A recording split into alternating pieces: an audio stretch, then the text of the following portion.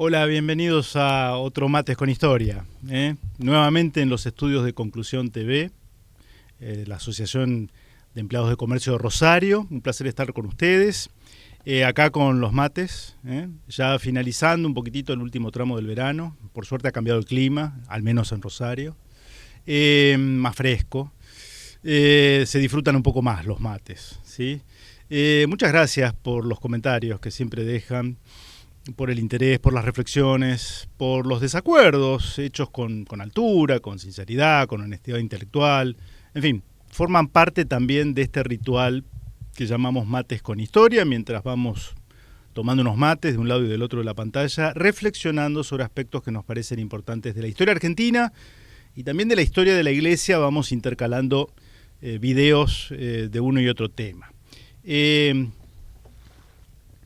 Hoy yo no estoy acá con libros a mano, pero obedece a una razón. Fíjense que tenemos la imagen de fondo, el general José de San Martín, uno de los tantos cuadros, ¿no?, imágenes que tenemos, el cruce de los Andes, el ejército de los Andes. Hemos dedicado ya varios mates con historia a la figura de San Martín, pero claro, es tan vasta su obra, su personalidad, con tantos claroscuros que generan tanta polémica, que siempre es bueno volver, y cronológicamente corresponde, porque hemos analizado hace poco la cuestión de la logia Lautaro, la figura de sus enemigos políticos internos, por ejemplo, en esta altura de los acontecimientos, la primera década, 1810, Carlos María de Alvear, y ahora estamos un poquito llegando a la etapa en la que se va a concretar ese cruce de los Andes. Y para eso se me ocurrió invitar a un amigo. Esto no es habitual en Mates con Historia, pero dada la posibilidad que nos da Conclusión TV en este estudio, lo vamos a hacer. A un amigo que además es especialista en San Martín. Me estoy refiriendo a Carlos Bukovac, a quien tenemos acá. Bienvenido, Carlos, a Mates con Historia. ¿Qué tal, Pablo? Muy buenas tardes, un gusto realmente estar acá en esta casa, también casa amiga para quien habla, porque en varias ocasiones nos han apoyado en nuestros proyectos, así que un gusto, realmente hermosas las instalaciones de Conclusión TV. Perfecto, un placer para nosotros tenerte acá. Carlos Bukovac es abogado, es rosarino. Junto con él integramos una de las cátedras de la materia Historia Constitucional Argentina en la carrera de abogacía en la Universidad Nacional de Rosario. Por supuesto que compartimos la misma pasión por la historia argentina, pero también diría que Carlos es también sanmartiniano. Has integrado, Carlos, o integrás una asociación sanmartiniana, la que hace o hacía en una época el famoso, tratando de recrear aquel cruce de los Andes, y además sos librero de vocación, podríamos decir, ¿no? A ver, sí, contanos un poquito de eso. Realmente. Bueno, hay una pequeña corrección, a pesar de que quizás no algunas veces esté más en el tapete, en primera plana, otras menos, pero sigue haciéndose ininterrumpidamente. En la pandemia también lo fue, el cruce de los Andes a lomo de mula por parte de la Asociación Cultural Sanmartiniana Cuna de la Bandera. Así que, perfecto. Y seguimos participando. Hace rato que no voy a la cordillera por cuestiones familiares, pero ya regresaremos cuando pueda ir con mis hijos. Sí, hace ya unos 20 años que milito en esa institución. Bien. Y el cazador además, del libro. Sí, también, que varias veces me has mencionado, y luego muchos de tus seguidores me solicitan ejemplares. Sí, exactamente, por vocación, porque uno de formación básica es abogado, luego también se ha dedicado a la docencia, pero esto a los que hemos llegado... Vamos a compartir realmente unos mates, ya no virtuales. Está muy bien. También ya lo hemos hecho alguna vez cuando yo fui hasta Funes a hacerte una entrevista, así que... esta vocación a la que hemos llegado en principio porque somos un apasionado de los libros, como esa gente que es ratón de biblioteca y de quedarnos largos ratos en las librerías de usados y demás. Bueno, de golpe, y ya que gastamos tanto tiempo en esto, ¿por qué no lo hacemos también un emprendimiento? Y ya llevamos 14 años. Mirá vos. Que está creciendo cada vez más, tengo ya un equipo de colaboradores y siempre con proyectos e ideas nuevas, así que sí, y una de las especialidades de la librería sin duda que es lo sanmartiniano. Bien, aprovecho, como decía Carlos, en más de una ocasión lo hemos hecho, pero no está de más hacerlo o reiterarlo. Se comunican a través de las redes sociales con el cazador del libro y pueden solicitarle sobre todo esos libros que ya son difíciles de encontrar, algún usado, pero por supuesto también los que llamaríamos los bestsellers o los más salidores, también los consiguen. Bien, acá te viniste con varios libros. Hemos traído algunos. Entonces, la idea de hoy es San Martín en la historiografía, ¿ok? Es decir, ¿cómo ha tratado la historiografía nacional, diríamos, Argentina, aunque pueda haber algún otro autor fuera de las fronteras de Argentina, porque San Martín ha trascendido lo que son hoy las fronteras de Argentina? San Martín en la historiografía nacional. ¿Con qué te gustaría empezar? Hubo ahí una tanda primero y un autor, que también hemos aludido a él, que es el que da el puntapié inicial, podríamos decir, en cómo presentar a San Martín a las futuras generaciones. Sí, en ese sentido no podemos dejar de mencionar y de comentar la obra El Ladrillote. Hay veces que vienen diversas versiones, ¿no? Con 1, 2, 4 tomos. La obra de Bartolomé Mitre, Historia de San Martín y de la Emancipación Sudamericana. Esta es una edición, una de las clásicas, ¿no? Para el centenario de su muerte en 1950, de un tomo, Ediciones Anaconda. Y la verdad que ahí, bueno, vos lo has tratado en más de una ocasión. Sus méritos, Mitre, pero también sus grandes... ¿cómo decirle? Responsabilidades, si se quiere. Y quizá no tanto por mentiroso, sino por omisiones. Hizo una gran obra, porque, bueno, las dos grandes biografías de Belgrano y de San Martín, además porque él era el padre, si se quiere, de la heurística, ¿no? Del trabajo con documentos, y que lo que acarreó una gran confrontación con el otro gran historiador de aquella época, Vicente Fidel López. Con López, claro. Pero, bueno, y después... hay que leerlo también a Mitre, porque él era un gran literato, poeta, pero escribía realmente rebuscado. Y claro, lo que también en tantas ocasiones vos has dicho, sus glorias militares, el gran campeón, pero ¿cómo pensaba San Martín? ¿Qué ideas tenía? Claro, o lo perdón, omite. Te interrumpo, sí, porque yo tengo una versión que son 3 tomos, más antigua, debe tener unos 100 años, sí, 80 años, y si hay algo que caracteriza, para los que les interese, por ejemplo, los aspectos bélicos de la vida de San Martín, las innumerables batallas en las que participó, la cuestión logística de los ejércitos, un San Martín estratega militar, la verdad que la obra de Mitre es muy recomendable, es muy didáctica, es un poco escrita en el siglo XIX, de modo tal de que, bueno, hoy tenemos otros estilos, ¿no? Pero... vos apuntabas una palabrita crucial en la obra de Mitre y de otros que siguieron su estela, que es la cuestión de las omisiones. Estabas por decir algo cuando yo te interrumpí. Claro, que es como pensaba. Y claro, el problema era que como, si se quiere, padre de la historiografía argentina, la historia tiene un sentido, que es ir contando lo que ocurrió para luego seguir acomodando el presente y el futuro. Y... bueno, él tenía un proyecto y lo había logrado llevar adelante y lo iba consolidando hacia 1860.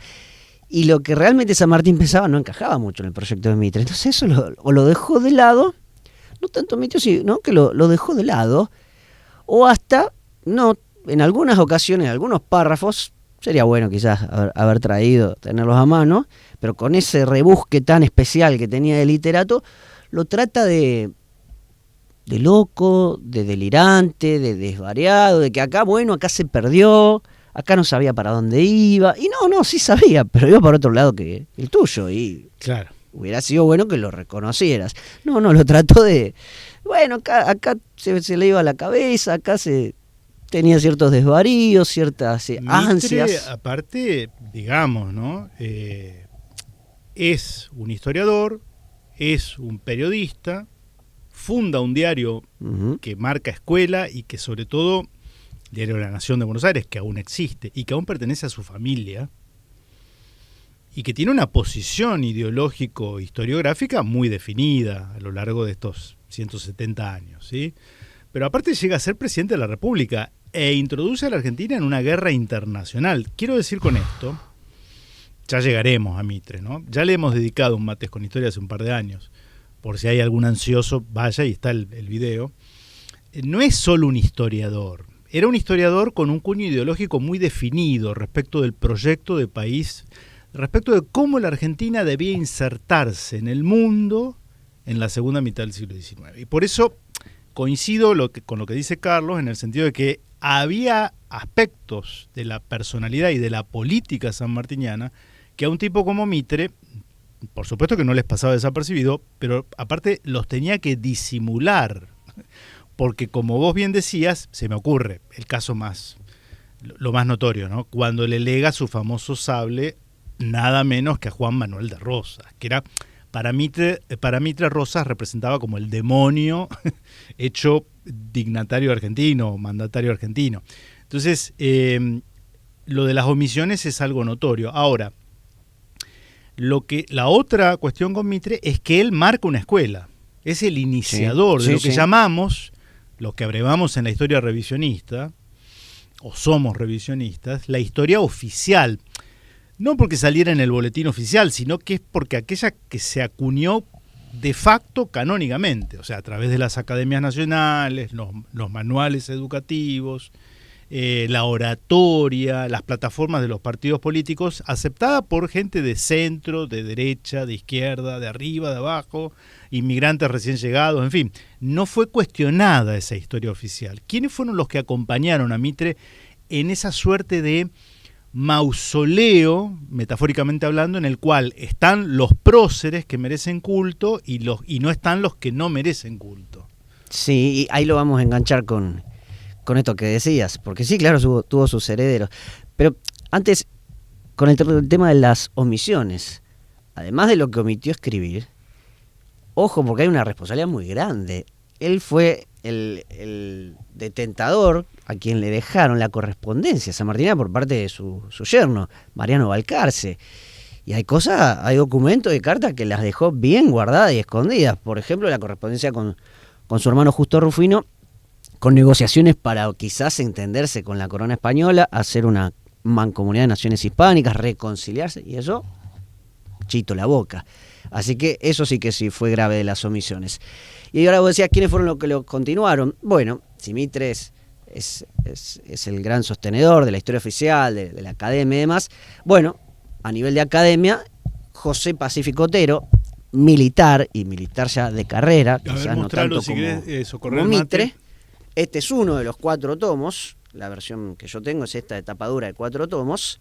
Me traje el tomo, a ver, el tomo 2, porque el 1 ya lo tengo bastante despedazado. Claro. Bueno, fue un continuador militar de carrera, ya les digo, pero claro, también fue el fundador del Instituto Sanmartiniano, con todo lo que implica el instituto, desde la época de su creación. Y bueno, hizo una gran obra muchísimo mejor que la de Mitre. Documentada, un acopio de documentación, de bibliografía, realmente es muy, muy buena y muy interesante, pero sigue con la misma matriz mitrista de la historia oficial, no cuestiona esas cuestiones del pensamiento sanmartiniano. Y como él era militar también es muy interesante, toda la parte, como vos decías, logística de las batallas, la carga de San Lorenzo, el orden oblicuo de Ayacucho, etcétera. En eso lo describe maravillosamente bien, pero es continuador de esa línea, no discute la cuestión liberal, claro, o ni siquiera no se mete, la deja ahí a un costado. Es curioso porque Mitre, por ejemplo, en una parte también se hace, sobre todo cuando San Martín está allá en Perú, comienza en Chile, si no recuerdo mal, una campaña de desprestigio. Hay operaciones de prensa que se hacen, ya nos vamos a referir en algún momento más específicamente a esto, en donde se lo tilda, por ejemplo, de una avidez desmedida por el poder, incluso hasta la pretensión de coronarse monarca. También, ¿no? Eso el iniciador de eso fue Alvear. Claro, ahí había muchas rencillas internas y Mitre se hace eco de que San Martín tenía esta suerte de veleidad, lo cual después la historia ha venido a demostrar que realmente no fue así. O sea, era un hombre no solo muy austero, lo cual puede explicarse por su formación castrense, ¿no? Desde los 12 años, viviendo siempre en campamentos militares, incluso en las guerras napoleónicas, ¿no? O antes. Bueno, no era un tipo que estuviera pendiente de los lujos y de ese tipo de cuestiones, ¿no? Pero nunca se le conoció tampoco ninguna matufia financiera, cosa que en esa época ya aparecían, algunos que se quedaban con algún vuelto, en fin. Que pudieron haberlo hecho personas bajo su mando en alguna circunstancia, eso es otra cuestión, ¿no? Ahora, lo de Mitre también engarza, y lo de Otero y otros, con la construcción de un mito que tiene que ver con el padre de la patria, ¿no?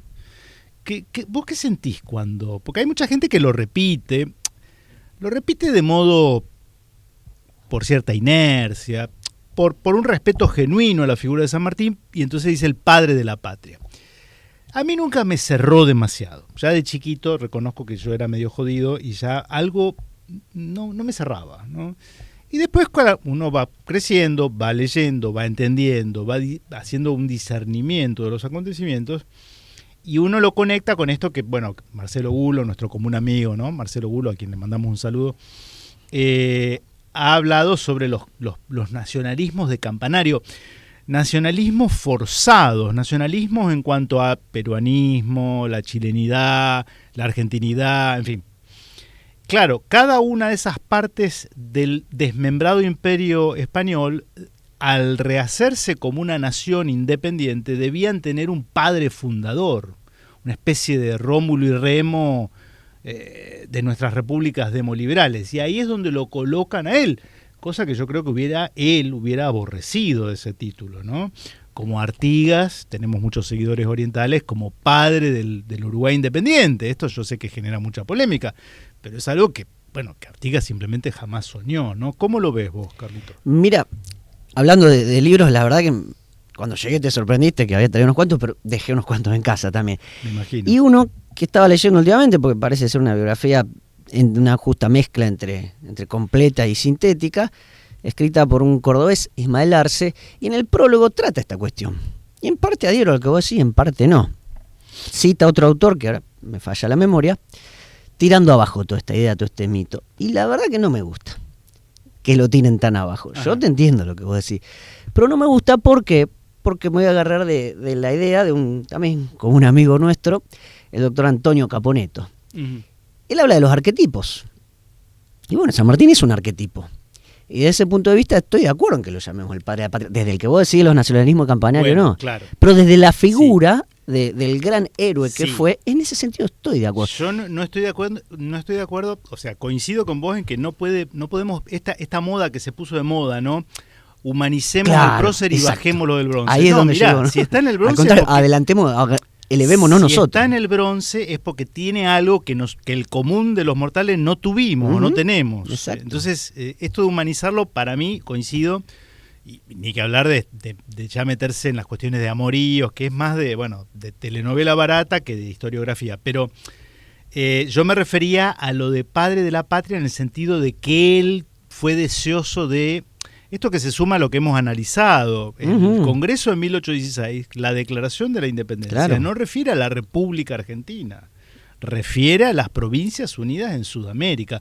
De hecho, él siempre habla, en correspondencia de la época en la que él estaba actuando, sobre la causa americana, concepto que también va a tener rosas. Sí. Cuando ya la situación está consumada y perdimos el Alto Perú y la República Oriental del Uruguay... Bueno, entonces ahí va a hablar de la República Argentina. Bueno, sí, porque ya no quedaba otra, y lo que él fomenta, y por eso ve con buenos ojos a un tipo como Rosa, que dice, bueno, la sangría se corta acá, el desmembramiento llega hasta acá, esto lo vamos a conservar a sangre y fuego, ¿no?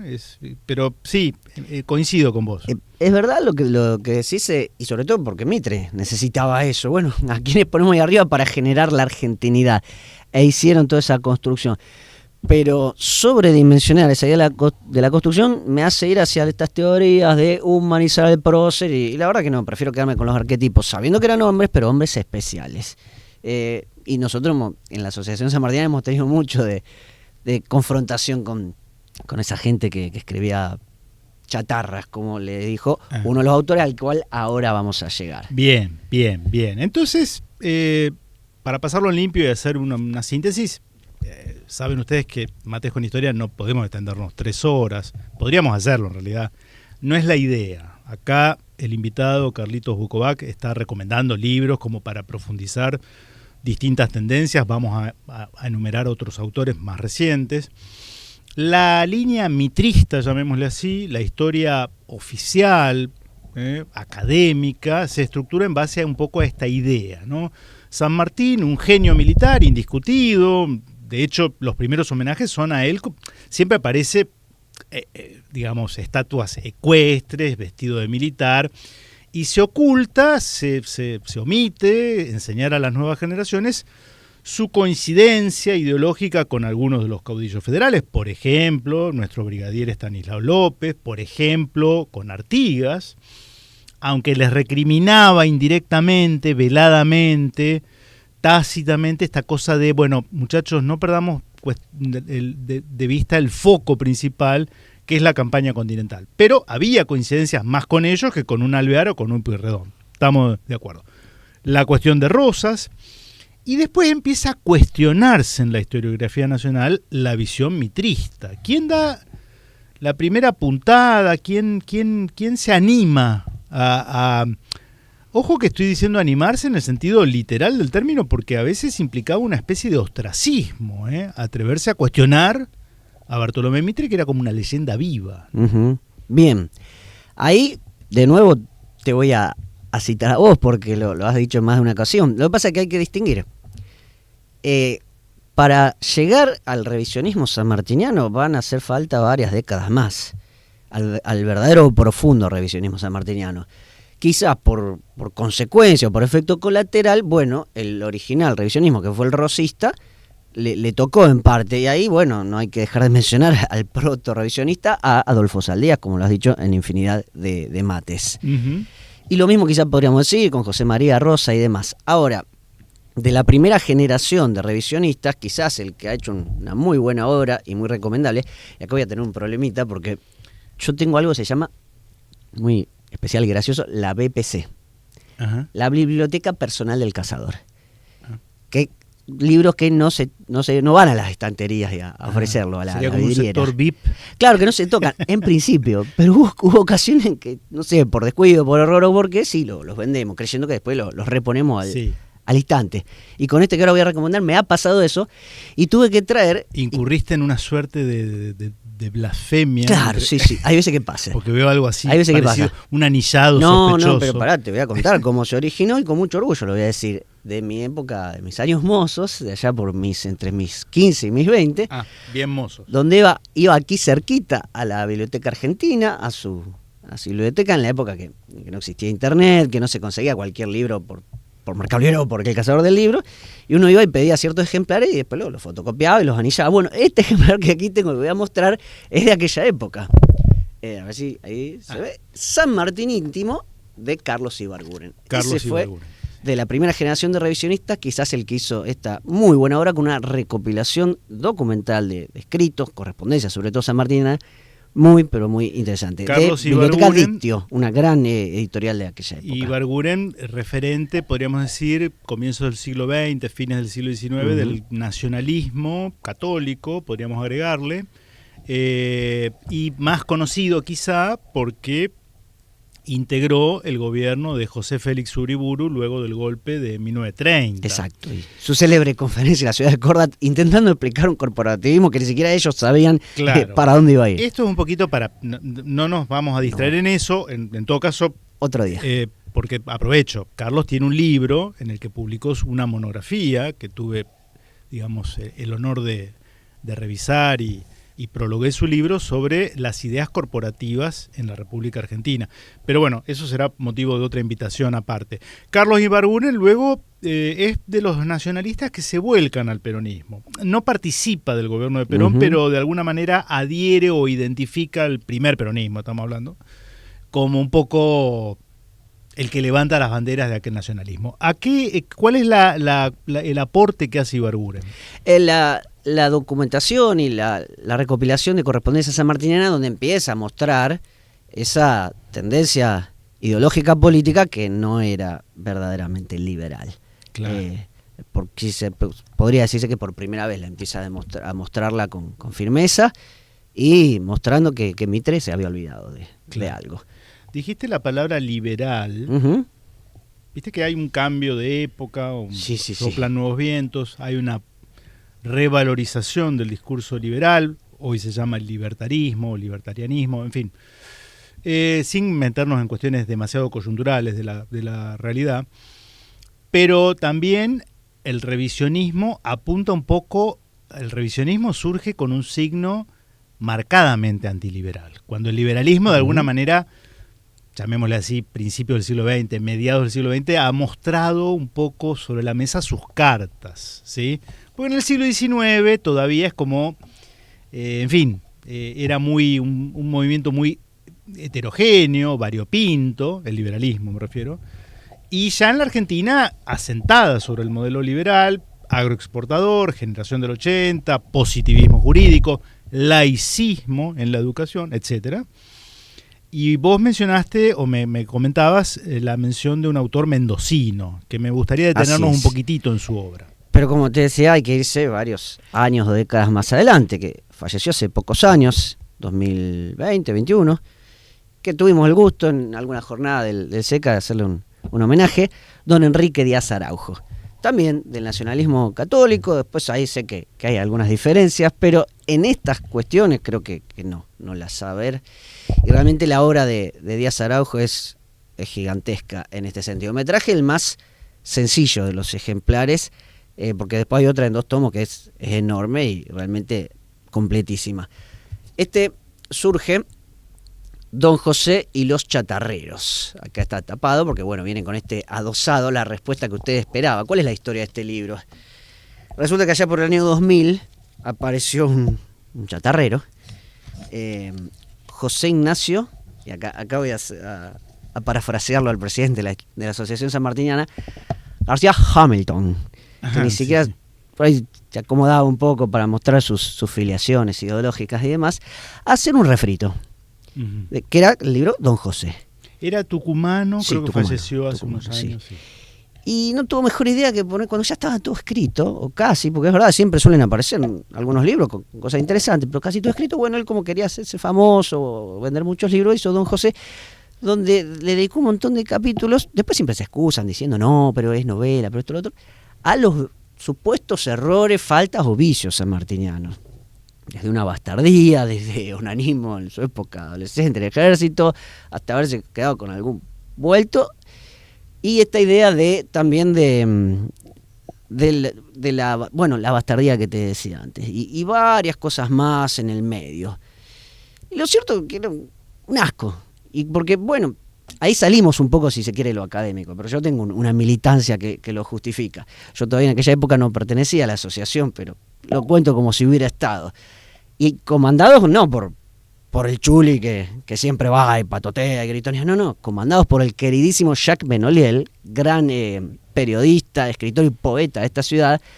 Bueno, amablemente cantándole la marcha de San Lorenzo, le dijimos en esta ciudad que la verdad no era bienvenido, mostrando esos refritos, esa chatarra que no tenía nada de académico. Pero la respuesta mucho más formal y académica se la hizo don Enrique Díaz Araujo. Claro. En este libro, que tiene unas 300 y pico de páginas, y donde abarca esas cuestiones que te decía, de la bastardía, los vicios indecorosos, claro, la salida indigenista, la masonería, tema recontra también tratado por vos, sí, hoy directamente creo que ni siquiera vale la pena meternos, agente inglés, los escaladas, las infidelidades, borrachín y opiómano, porque todo lo había dicho García Hamilton. Sí. Y después le dedica la mayor parte del libro, al final, a un estudio realmente muy bueno, al pseudo-monarquismo, o sea, no, monarquismo de verdad, pero con una visión ideológica muy distinta a la republicana liberal de Mitre. Permitime echar un comentario, porque alguno podrá decir, bueno, pero ustedes los sanmartinianos saltaron ante la obra de García Hamilton y otros, porque se puso de moda en esa época, los 90, el comienzo de los 2000, como las viejas solteronas que se escandalizan, ¿no? No, a ver, lo que saltamos es que, digamos, eran mentiras. Tras las injurias vinculadas a los temas que ha expuesto Carlos, en realidad hay un metamensaje, que es decirle a la gente común, bueno, al final este tipo no puede ser padre de la patria porque en realidad era todo esto, ¿no? Entonces, lo que se dice tácitamente es saquémoslo del pedestal, pongamos a otro, que cualquiera va a estar en condiciones de disputarle la primacía a San Martín. Entonces, pero aparte, por supuesto, cuidándose de evitar todo tipo de alusión a lo que fue su campaña libertadora, sus ideas políticas, su gobierno en Cuyo, en fin. Y además tenemos la valía de personajes como Díaz Araujo es que van y con documentos en mano refutan estas cuestiones. Por ejemplo, la cuestión de que era hijo natural de Diego de Alvear, el padre de Carlos María de Alvear, ¿no? El padre de Carlos María de Alvear, entonces San Martín habría sido hijo natural, porque resulta que Diego de Alvear también era un funcionario de la corona que tuvo funciones públicas a fines del siglo XVIII en la zona de las Misiones, ¿sí? Incluida la actual Corrientes. Refutadísima está esa. A ver, ni siquiera hubo coincidencia cronológica. Exacto, a control remoto lo tendría que haber concedido. Salvo una suerte de milagro tipo Espíritu Santo, nunca hubiera sido posible, ¿no?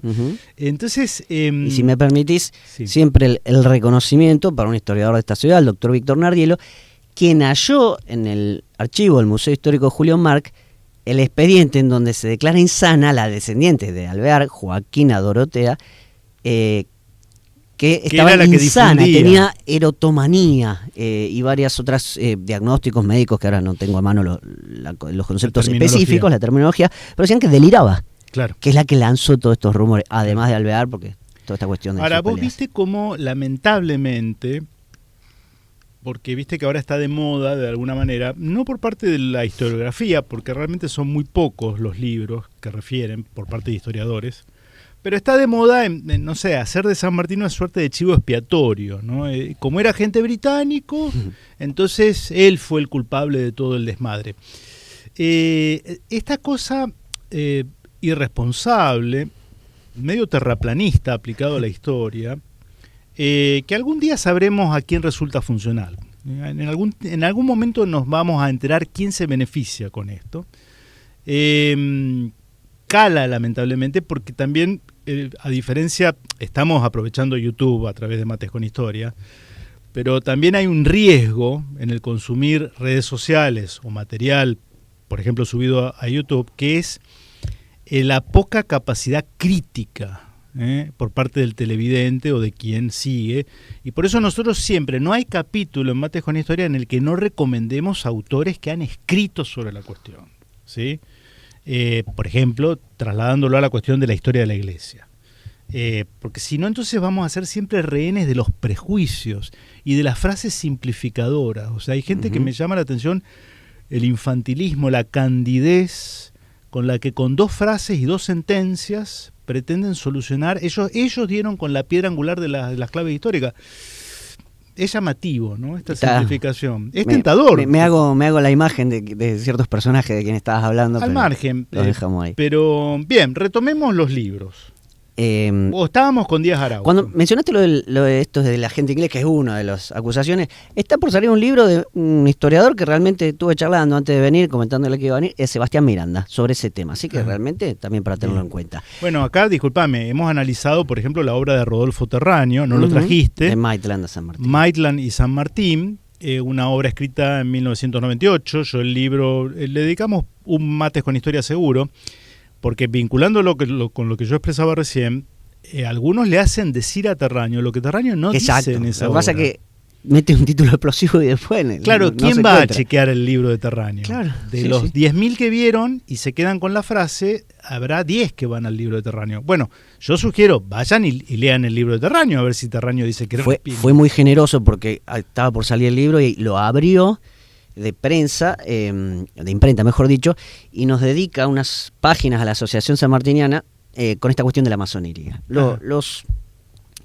liberales o los partidarios promasónicos dicen esto, los católicos dicen esto, y es verdad, no hay constancia alguna.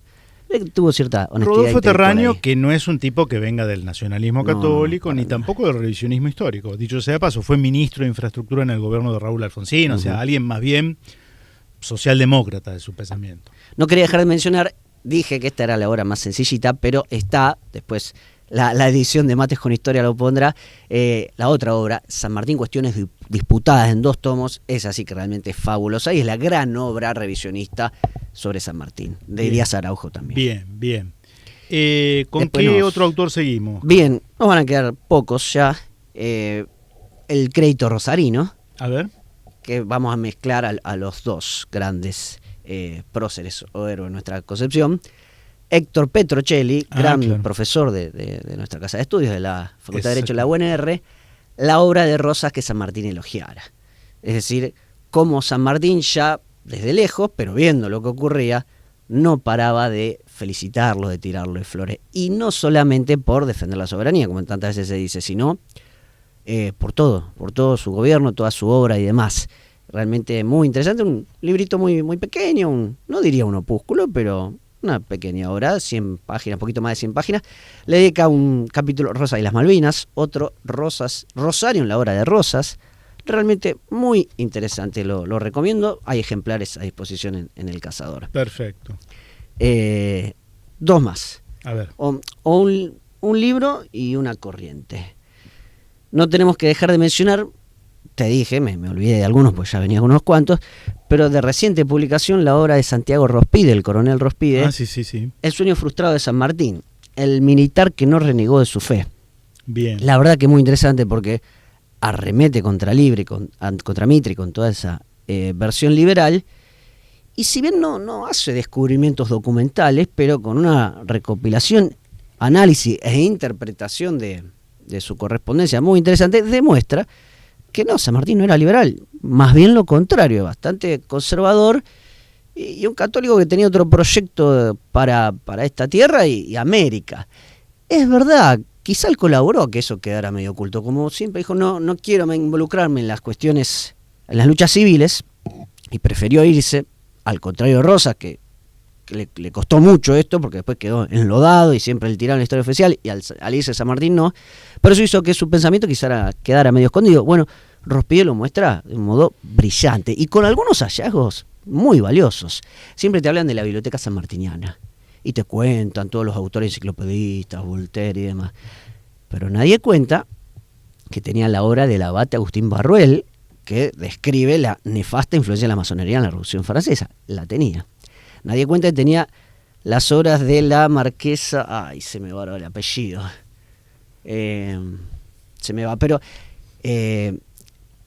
esposa de uno de los héroes de la Vendée. Y como San Martín cuenta, estuve en los campos de la Vendée, en esos gloriosos campos, leyendo con la obra de la marquesa, en la condesa, me parece, en su mano. Realmente interesantes hallazgos esos. He leído, porque el coronel Rospide ha tenido la generosidad de obsequiarme su libro con dedicatoria. Le mandamos un saludo a Santiago desde aquí, muy valorable por supuesto. Y aparte, mechando con lo que vos decías, su vínculo con Francia, el de San Martín me refiero, San Martín vive la invasión napoleónica. Sí. Y es testigo directo de lo que era esa Francia expansionista con espíritu imperial, que no lo había perdido nunca en realidad, ahora bajo el liderazgo de Napoleón, y el choque cultural de unas tropas, de alguna manera voceras o abanderadas, entonando la marsellesa, el canto de la Revolución Francesa, con una España, si bien muy venida menos, prácticamente que asistía a la desaparición de ese imperio tras un siglo de decadencia. Yo siempre me encargo de decir, la decadencia empezó en el siglo XVIII, la decadencia del Imperio Español, en gran parte porque gobernaba la Casa de los Borbones en el trono español, dicho como al pasar.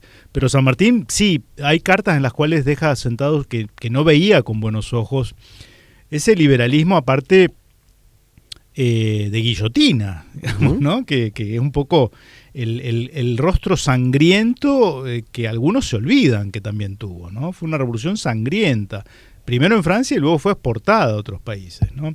Así que la obra de Rospide. Ahí creo que me acordé, la marquesa o condesa La Rocheline. Ajá, me bien, parece. Perfecto. Y vos hablabas de otra corriente. Ya vamos a ir redondeando para no extendernos demasiado. Pero a ver, me interesa porque intuyo por dónde viene el tema. Progresismo y San Martín. Este era el último de los míos, dale. El progresismo y San Martín, que dentro del progresismo podemos poner a una cosa, a un vasto variopinto de autores. pero con una característica muy clara. Le hacen decir todos a San Martín lo que ellos quieren. Porque le toman unas frases, lo quitan de contexto y bueno, insisto. A ver, intuyo a quién podés llegar a referir. Pero a más de uno. Sí. Quizá el emblemático sea, lo voy a parafrasear también a nuestro amigo Antonio, Felipe Mamporro.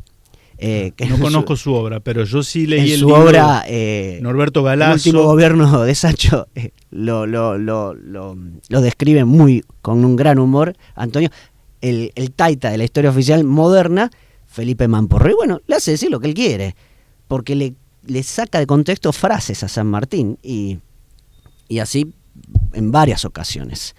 Pero salgamos del progresismo de los 2000, vamos al de la década del 90, y un progresismo suave, más bien liberal, pero progresismo al fin, Patricia Pasquali, que porque se peleaba con algún cura decía que era recontra anticatólico y masón. No, simplemente no era clerical. Claro. Lo que pasa es que Patricia también tenía su camiseta puesta de la masonería. Y, Dios mío, líbrennos de que algún día la masonería nos condecore, porque... Bueno, bien, pero para volver a la historia, Norberto Galasso, yo leí su libro, es un libro muy extenso. Seamos libres, lo demás no importa. También esa famosa frase de San Martín, le hacen lo que quieran con esa frase. Bien, pero el libro de Galasso, lo que yo tengo la sensación, él acierta en desmontar la imagen que nos había dejado Mitre, en el sentido, en esto yo coincido, de que teníamos una idea de un San Martín genio militar, pero aparentemente apolítico, sin ideas políticas. Bien, Galasso arremete contra esa idea, creo que de modo fundado, claramente. Pero es cierto que después, básicamente, la médula del libro es una especie de San Martín liberal en lucha en América, claro, contra los resabios del fanatismo medieval. Exacto. Una especie de Voltaire criollo. Y por eso también lo del indigenismo, parece. Claro. Entonces yo creo que ahí la pifia, hay una parte que me parece sinceramente desopilante, cuando... Claro, a ver, San Martín convive con la famosa bandera que levanta Facundo Quiroga, religión o muerte. Religión o muerte, con la reforma eclesiástica llevada adelante por Rivadavia, precisamente, en Buenos Aires. Entonces Facundo Quiroga se levanta desde La Rioja con sus masas rurales, con la bandera religión o muerte, ¿no? Y entonces Galasso, para disimular, porque uno dice, bueno, pero y entonces Facundo Quiroga, que era un cruzado de los llanos riojanos, dice algo así como, bueno, San Martín tenía que omitir estas cosas que hacían los caudillos populares. No sé, me parece que, como vos bien decís, una cosa es que San Martín no fuera clerical, lo cual, a ver, Carlos V tampoco era clerical. Cuando manda a sus tropas invadir Roma y saquea Roma y pone preso al Papa en el año 1527, él, que era defensor de la cristiandad, no tenía nada. Si el Papa jugaba en política, Carlos V lo trataba como un político más, ¿ok? Bueno, San Martín hace lo mismo. Había obispos que se le oponían en su aspecto de gobierno en Perú, en Chile o incluso en Argentina. Bueno, los trataba como un enemigo. Era una guerra, ¿no? Eso no implicaba que no fuera católico. Por eso el escapulario de Nuestra Señora del Carmen a las tropas, la misa diaria, el rezo del rosario, en fin. Claro. O sea, ahora, Piña, Galasso, Pasquali se quedarán con que se quedó con los objetos de la Inquisición del Tribunal de Lima. Claro, pero no resaltan o no dicen que entre el reglamento y el código de ética decía, ojo que al que blasfemara le aplicaré un hierro incandescente.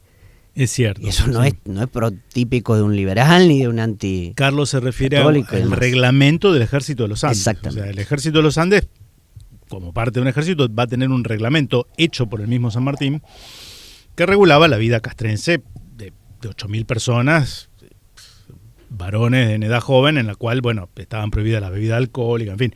Y está presente la cuestión también del respeto a ultranza por la simbología religiosa, etcétera, etcétera. Yo creo que es en eso, porque yo no tengo la certeza de que San Martín fuera un hombre de convicciones religiosas. Es que eso nunca lo podemos saber. No, pero bueno, de otros sí sabemos una particular devoción, por ejemplo a la Virgen María por parte de Manuel Belgrano. Cierto. Es cierto. Pero hay una carta de Belgrano a San Martín, en la cual le escribe y le dice, a propósito de estas cuestiones, no se olvide que usted es un general cristiano, que nuestro pueblo es católico, nunca olvide incentivarles, fomentarles, porque claro, Belgrano había experimentado ya previamente a San Martín que vos a un soldado que va a dar su vida en el frente le tenés que dar una motivación potente, poderosa, y nada mejor que la fe. Él siguió esos consejos, lo hizo por convicción o por conveniencia táctica militar, yo creo que por una combinación de ambos, ¿no? Exacto. Pero bueno, tampoco tengo nada que objetar a lo que dice Santiago Rospide en su obra, en la cual dice, no, miren, este tipo era un tipo católico. Bueno, capaz que no era un santurrón, bueno, es posible. Exacto. ¿No? Estas son cuestiones... Quizás no iba todos los días a misa, quizás no iba a confesarse todos los días. Pero... no nos interesa tampoco ese aspecto de su vida, ¿no? Bueno, Carlos, 45 minutos, casi. ¿Estamos? 46. ¿Me dejas mostrar la sí, remera a que ver, me traje te hoy? viniste Especialmente... Porque realmente hace muchos años que tengo esa cuestión que me cruzo con gente y digo, ¿pero qué hace esta gente con eso ahí puesto? Entonces, para ellos, les dedico esta que dice, estoy harto de esos felones que lucen remeras de Inglaterra. Y el general ahí apuntando. Me parece muy bien. Como verán ustedes, Carlos Bocobá, que es, digamos, un militante 24/7, podríamos decir, como dicen ahora los jóvenes. No. Sí, hasta a veces me han acusado de medio... No digo blasfemo, pero casi, porque a veces también le puse los colores de mi club de fútbol al general. Incurrí también en eso. Vos decís, claro, dentro de los sanmartinianos deben estar también los de paladar negro, que no admiten algunas cuestiones que ven como demasiado chabacanas. Yo me las permito, ¿por qué no? Bueno, está muy bien, surgen del respeto y de la admiración que tanto él como yo tenemos por la figura de San Martín y en general por la historia argentina, que es lo que nos convoca. Esto lo hacemos por amor al arte, literalmente, y programas o emprendimientos. Hemos hecho muchas actividades en la Facultad de Derecho, en la UNR, he tenido en Carlos siempre un gran colaborador y un entusiasta de este tipo de llevar al ámbito académico también esto que planteamos acá en Mates con Historia. A lo mejor sin la contundencia en los rótulos respecto de algunos autores o de algunos presidentes o expresidentes, pero bueno, sin dejar de hacer las críticas que creemos sinceramente corresponden. Carlos, te agradezco. Por favor, ha sido un placer realmente. Queda pendiente entonces una nueva invitación más adelante, ¿no? Sobre tu libro sobre el corporativismo, las ideas corporativas en la Argentina. Es un tema que parece acotado a lo que fue ese modelo nonato, diríamos, de corporativismo durante el gobierno de José Félix Uriburu, década del 30, pero es un poquito más complejo y no se acotó solamente esa experiencia no nacida, sino que hubo otras. Así que te comprometemos para la próxima. Gracias, Carlitos. Y bueno, hasta aquí llegamos con este capítulo especial de Mates con Historia, con un invitado de lujo, con mucha bibliografía para los que estén interesados en profundizar. Y retomaremos la próxima, si Dios quiere. Buena semana, que estén bien. Nos vemos.